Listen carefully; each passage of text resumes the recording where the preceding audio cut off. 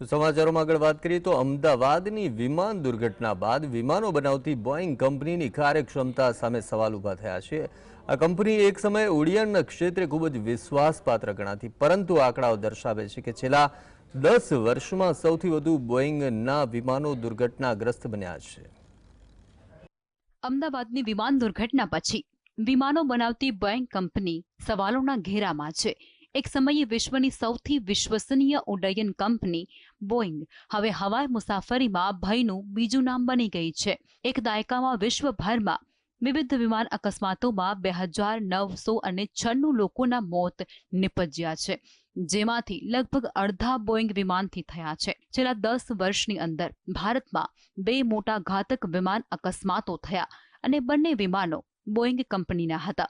ગયા વર્ષે બોઈંગના અવકાશયાનથી અવકાશમાં ગયેલી સુનિતા વિલિયમ્સ મહિનાઓ સુધી અટવાઈ ગઈ હતી। 1916ની અંદર અમેરિકાની યેલ યુનિવર્સિટીમાંથી સ્નાતક થયેલા વિલિયમ બોઈંગે તેમના મિત્ર સાથે મળી પ્લેન બનાવ્યું, જે લાકડા, વાયર અને લિનનમાંથી બનાવ્યું હતું। આ પ્લેનમાં 3 લોકો બેસી શકતા હતા।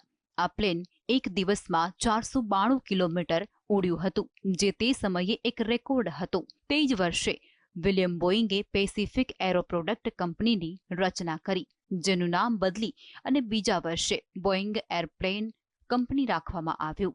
બોઈંગ વિશે કહેવામાં આવતું હતું કે if it's not Boeing, I am not going, એટલે કે જો પ્લેન બોઈંગ નથી તો હું મુસાફરી નહીં કરું। 20મી સદીના અંત સુધીમાં બોઈંગે તેના 747 વિમાન લોન્ચ કર્યા। તેમાં 440 મુસાફરો લાંબા અંતરની મુસાફરી કરી શકતા હતા।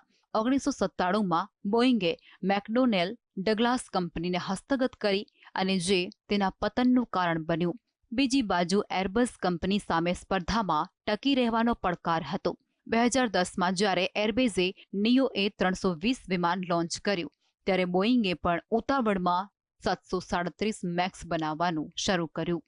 નફો વધારવા ઉતાવળમાં વિમાનોનું ઉત્પાદન કર્યું। એન્જિનિયરોએ વિમાનમાં નબળી ગુણવત્તાવાળા સ્પેર પાર્ટ્સ લગાવ્યા। 29 ઓક્ટોબર 2018થી 19 માર્ચ 2019ના 6 મહિનાના ટૂંકા ગાળામાં બોઈંગનું 737 મેક્સ વિમાન 2 વાર ક્રેશ થયું, જેમાં 346 લોકો માર્યા ગયા। બોઈંગના કોઈ વિમાન 20 મહિના સુધી ઉડાન ભરી નહોતા શક્યા। કંપનીને $1.1 અબજ વધુનો દંડ અને વળતર ચૂકવવું પડ્યું। ઇન્ટરનેશનલ સિવિલ એવિએશન ઓર્ગેનાઇઝેશન તરફથી ચોંકાવનારા આંકડા જાહેર થયા, જે મુજબ 2014થી 2023 વચ્ચે કુલ 56 વિમાન દુર્ઘટનાગ્રસ્ત થયા, જેમાંથી બોઈંગના 19 વિમાનો હતા। 10 વર્ષમાં 2996 લોકોના વિમાન દુર્ઘટનામાં મોત થયા, જે પૈકી 1497 લોકો બોઈંગ વિમાનોને કારણે મૃત્યુ પામ્યા। એકલા 2024માં દુનિયાભરમાં 7 વિમાન દુર્ઘટના બની, જેમાં બોઈંગના 3 વિમાન હતા। વર્ષ 2021માં ઇલેક્ટ્રિક સિસ્ટમમાં સમસ્યાઓને કારણે બોઈંગના 100થી પણ વધુ ડ્રીમ લાઇનરને સાઇડમાં મૂકી દેવા પડ્યા। ઘણા વિમાનોની ડિલિવરી પણ મોડી થઈ ગઈ હતી। હવે લોકો કહેવા લાગ્યા છે કે if it's Boeing, I am not going, એટલે કે જો વિમાન બોઈંગ છે તો હું મુસાફરી નહીં કરું। ભારતમાં 10 વર્ષમાં 2 મોટા વિમાન ક્રેશ થયા છે, જે બંને બોઈંગ હતા। વર્ષ 2020માં કેરળના કોઝિકોડની અંદર બોઈંગ 737 વિમાન દુર્ઘટનાગ્રસ્ત થયું હતું। દુબઈથી આવી રહેલું આ વિમાન લેન્ડિંગ દરમિયાન રનવે પરથી ઉતરી ગયું, જેમાં 21 લોકોના મોત નિપજ્યા હતા। 12 જૂનના રોજ અમદાવાદમાં એર ઇન્ડિયાનું બોઈંગ 787 ડ્રીમલાઇનર ક્રેશ થયું, જેની અંદર 242 મુસાફરો હતા, જેમાંથી 241ના મોત થયા। 5 જૂન 2024ના રોજ અવકાશયાત્રી સુનિતા વિલિયમ્સ અને બુચ વિલ્મોર ઇન્ટરનેશનલ સ્પેસ સ્ટેશન ગયા હતા, પરંતુ તે બોઈંગનું સ્ટાર લાઇનર અવકાશયાન હતું, જેને કારણે તેઓ અટવાઈ ગયા।